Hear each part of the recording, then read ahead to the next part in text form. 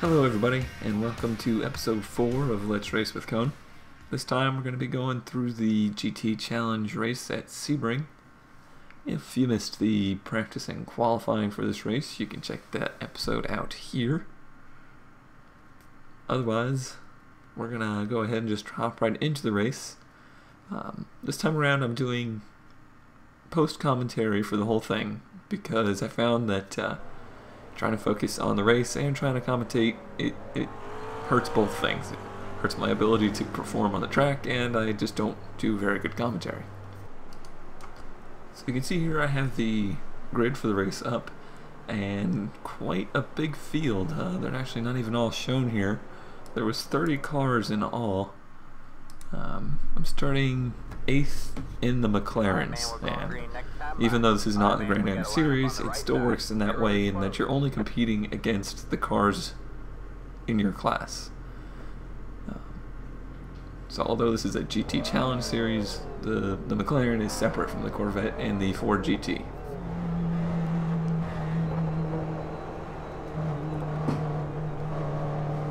So I was really excited about getting into this race because I enjoyed the track. I really enjoy flat tracks like this, like I mentioned before, and I felt like I was going to be able to do some more racing with this many cars in my class, and seemed like there was more people in my speed group, if you will.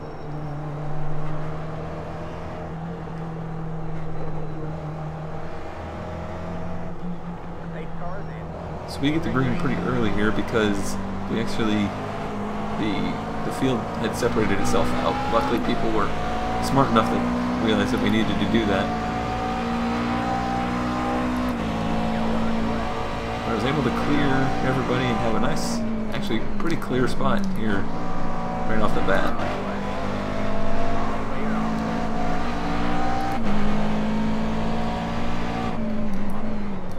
This early part of the race always makes me nervous because people tend to be very antsy and really want to make big moves because the cars are always grouped together. I usually go with that mindset of I just want to make it through this lap, so I'm not really worried about passing people.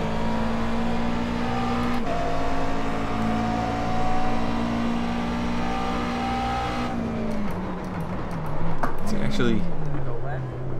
I was actually braking a little bit more than I wanted to there because people got all jumbled up together and caused me to have to slow down more than I would normally have to.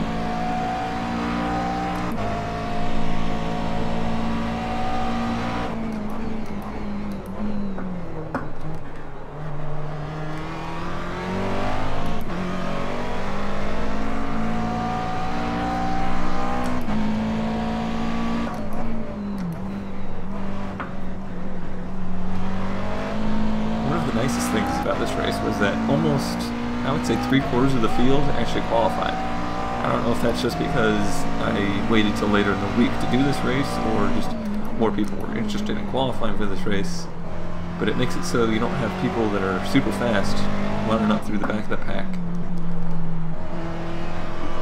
A little slow spin by the 28 car in front of me there.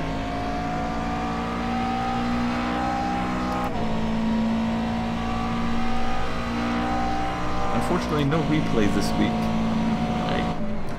In the adrenaline-pumped state of my mind after this race, I forgot to hit the save button to record replay. So only the first person views for this week. I'll try and get that back for next week, though. So we jump ahead here to lap 4 because I kind of got out in my own little group there, wasn't really passing anybody. A couple more cars had spun ahead of me, so I was up to 5th place. But I was kind of just settling in this groove here. But I noticed the 2 cars behind me were actually making up pretty good amounts of time on me.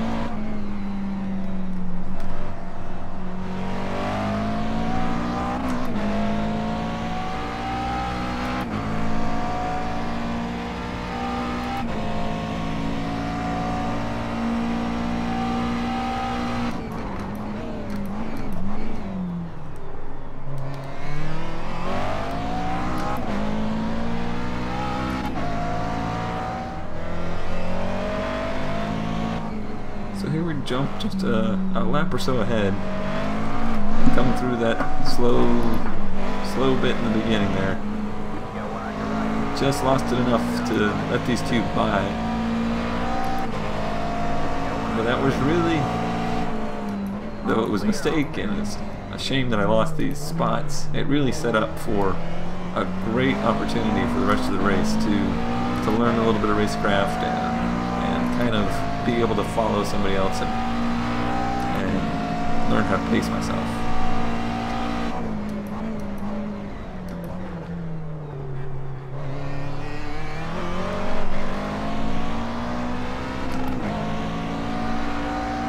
So you can hear there, I'm so freaked out at this point because I made that mistake and let these guys by.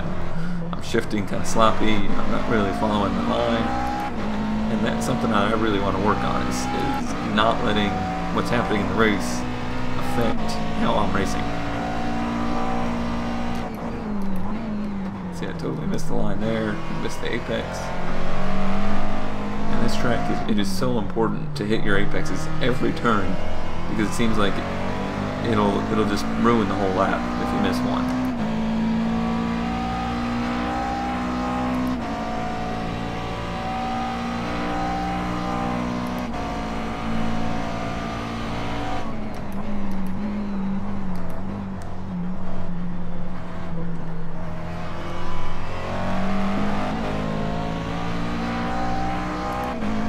So at this point you can see that Alex is already just leaving us. But me and the 15 car are actually running... Sorry man, you'd have to make up my mind. I'm really sorry about that.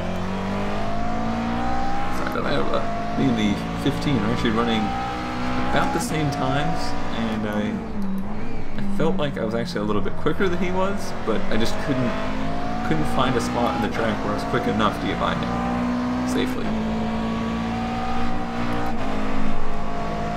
For these next couple laps, I'm going to stay up right with him. I'm just going to try and fill his mirrors, try and force him into a mistake.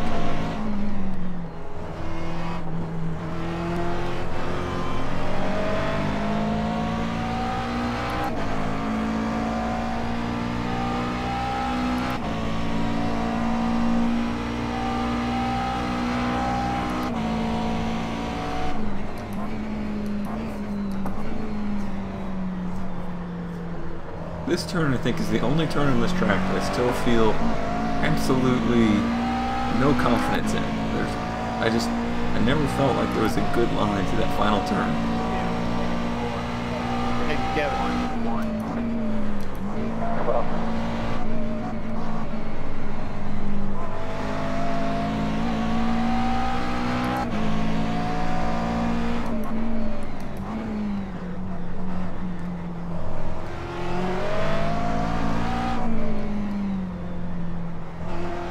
So through this first half of the track, we pretty much run similar lines and a similar pace. It's through the last two sections of the track that I felt like I was much faster than he was.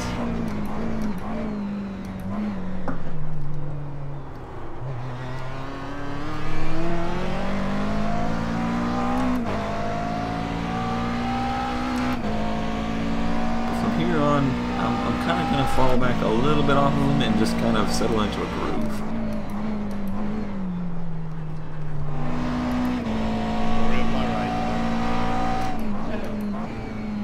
So you can see here I've fallen about 2.5 seconds behind. But I was pretty happy with my pace and that kind of distance from him. But this lap traffic here, one of the GT cars, I displayed a pretty clear lack of racecraft and in my inability to get around him. I was much faster than he was, and there was no reason for me to get held up this much. I didn't feel confident enough to pass him. So I wait this whole lap to get by him and use this straightaway speed to get by him, which was really a waste of time.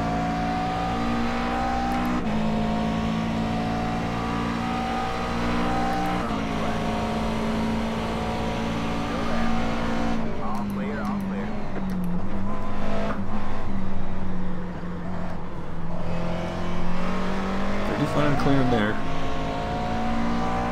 And set my sights out, try and make up some of this lost ground on the 15 car. I'm also paying attention to the fact that the GT leaders, the 4 GT leaders that is, are starting to make up a lot of ground on us.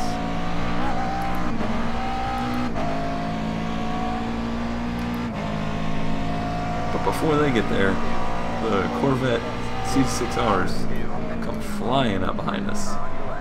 I luck out here, and in turn 1 there was a great opportunity to just let him by and not lose a lot of time. See, I kind of overcorrected for him being there and locked up the brakes. That's right.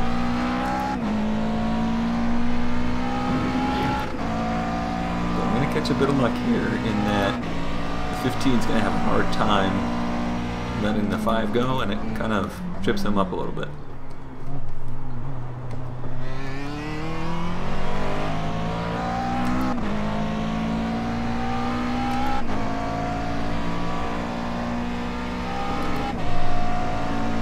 Plenty of fuel on board this time. I checked a couple times and it was looking like I could go flat out the whole race. Looking back on the footage from last time, if I had put the car into fuel saving mode, I would have made it. So unfortunately I could have definitely had a better result last week. As you can see there, that 3 second gap is now down to just over a sec.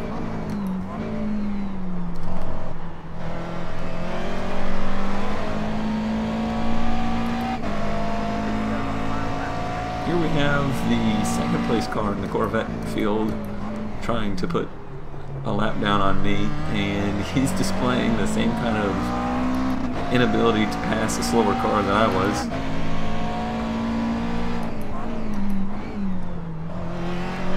He's been following me about a lap at this point, and I can tell I'm really holding him up, and I'm trying to do everything I can to let him by, and the one spot he tries to pass me is here, which I didn't want to go too wide through there, so I lost a lot of time letting him go.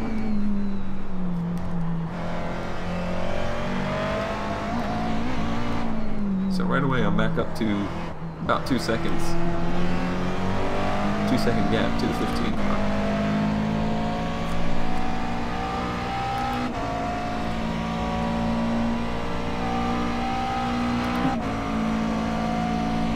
At this point I'm trying to calculate in my head how many laps there's going to be left, and how hard I should be pushing to try and catch the 15 if I had a chance at all.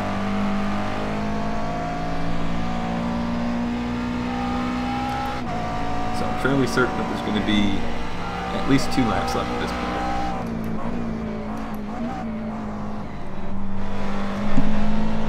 So I start really putting the hammer down hard because I figure I've had a nice clean race at this point. I had very little safety infractions, so I might as well push it as hard as I can to try and at least make it a little bit more of a racy race. Try and actually make an overtake. Positions by attrition are great, but they don't give you that same satisfaction feeling as actually going out there and passing somebody.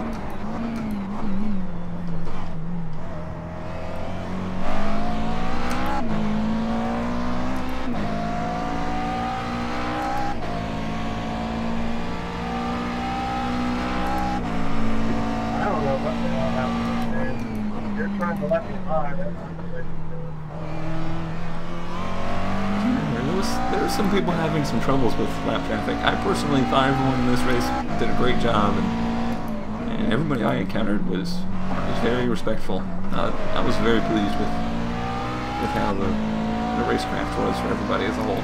That's right.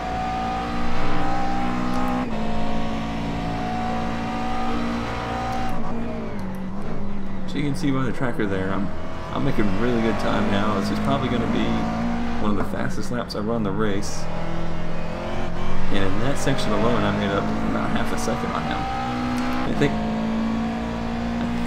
we're coming down to what I thought was going to be the final lap.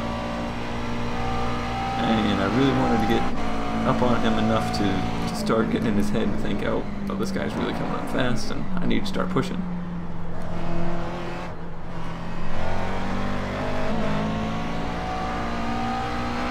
So here we are getting a white flag, confirming that last lap, and got a really pretty good turn one here. But from this point of the lap on, I was on fire.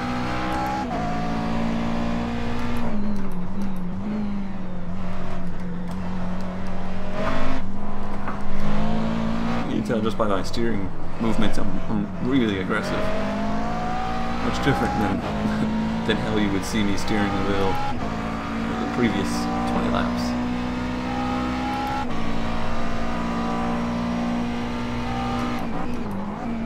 Tight line through here.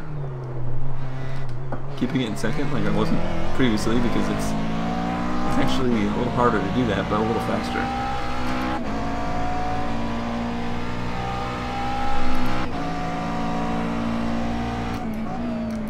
So still at this point, we're about even through this first half of the lap. But it's from this point on that I was really, I feel much stronger than he was.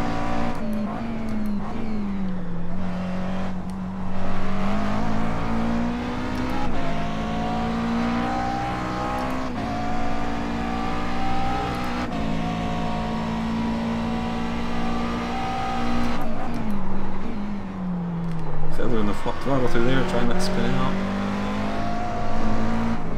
But a pretty good exit through here. And I know now at this point that if he was this close to me on the last lap, I would be freaking out. So I really thought I had a legitimate chance here. And I noticed he goes wide there, so I try this real shallow line. And we get really close. But it wasn't enough.